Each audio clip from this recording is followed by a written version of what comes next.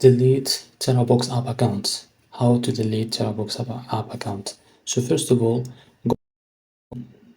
click on the three lines. After you click on it, go to the settings option, click on it.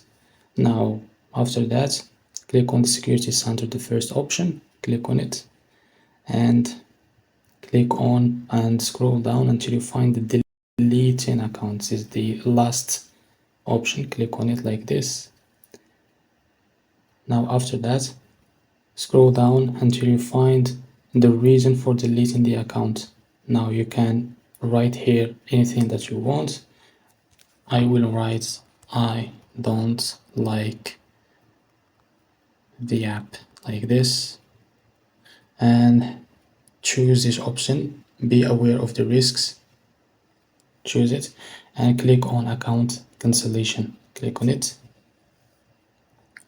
Now after that, they will show you, are you sure you want to delete your current account? Click OK. Now they will ask you to log in.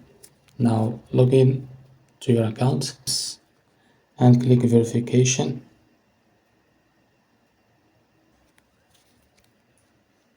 Now after that, now you deleting your account on Terabox app. So this is how to delete Terabox app account. Thank you for watching.